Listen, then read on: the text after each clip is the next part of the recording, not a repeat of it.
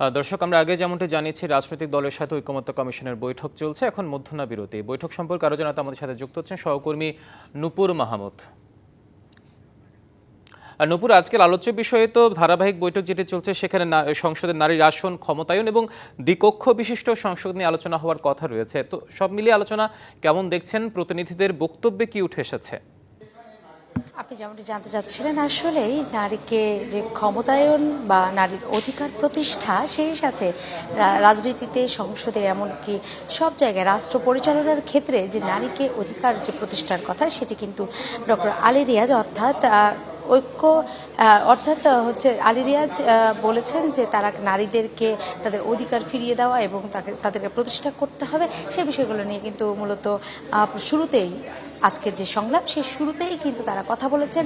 সেই কথার পরিপ্রেক্ষিতে কিন্তু আজকের যে সংলাপ চলছে, সেই সংলাপ থেকে কিন্তু রাজনৈতিক দলের নেতারা বেরিয়ে আসছেন এবং তারাও কিন্তু তারা কিন্তু জানাচ্ছেন তাদের ভিতরে যে আলোচনাগুলো হয়েছে, সে বিষয়গুলো কিন্তু জানাচ্ছেন রাজনৈতিক দলের নেতারা। তারা কিন্তু বলছেন যে নারীদেরকে যে ক্ষমতায়ন বা নারীদেরকে যে অধিকার প্রতিষ্ঠা করতে হবে, সেই বিষয়গুলো নিয়েও কিন্তু কিছু কিছু ব্যাপারে তারা একমত দ্বিমত পোষণ করার যে বিষয়টি, সেটি কিন্তু আসছেন, সেটি কিন্তু তারা বলছেন।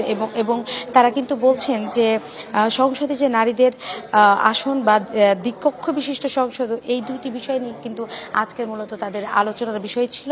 আজকে সকাল থেকে ফরেন সার্ভিস একাডেমিতে তারা আসছেন এবং তারা কিন্তু কথা বলছেন। সেই সাথে আমরা দেখতে পাচ্ছি একজন রাজনৈতিক দলের নেতা কথা বলছেন এবং তিনি কিন্তু তার বিষয়গুলো তুলে ধরছেন যে আসলে যে প্রস্তাবনা দিয়েছে, সেই বিষয়গুলো কিন্তু আমরা সেখান থেকে জানতে পারবো এবং আমরা সেখানে সরাসরি যাচ্ছি।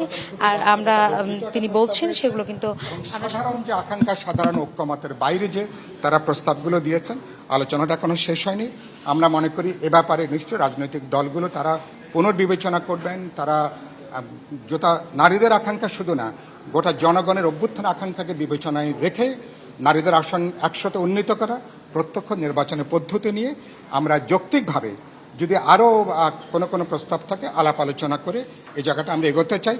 কোনোভাবে আমরা পিছনে যেতে চাই না। নারীদের যেটুকু অধিকার আছে, যেটুকু মর্যাদা আছে, তার বিরুদ্ধে কোনোভাবে যাওয়া যাবে না। আমি মনে করি সে ব্যাপারে আমরা একমত হতে পারবো। আপনাদের আপনি যেমনটি শুনছিলেন যে রাজনৈতিক দলের নেতারা বলছেন যে নারীদেরকে যে ক্ষমতায়ন যে বিষয়টি উঠে এসেছে বারবার, সেই বিষয়টি যেন পুনঃপ্রতিষ্ঠা করা যায়, এমনটি কেউ কেউ সেই সাথে দ্বিমত আছে, কিন্তু কেউ কেউ রাজনৈতিক দলের নেতারা কিন্তু একমত আছেন। তো আসলে এখনো যেহেতু ফরেন সার্ভিস একাডেমিতে এই সংলাপটি চলছে, আসলে বের হলে এবং ঐক্যমত্য কমিশনের যে সদস্যরা আছেন তারা যখন বের হবেন, তখনই আমরা আসলে মূলত বিষয়টি জানতে পারবো যে আসলে আর কোন কোন বিষয়গুলোর সাথে একমত বা আজকেই ঐক্যমতে এই দুটি এজেন্ডার মধ্যে ঐক্যমতে পৌঁছতে পারছেন কিনা। তো এখন পর্যন্ত ফরেন সার্ভিস একাডেমি থেকে এই ছিল আমার কাছে সর্বশেষ সংবাদ।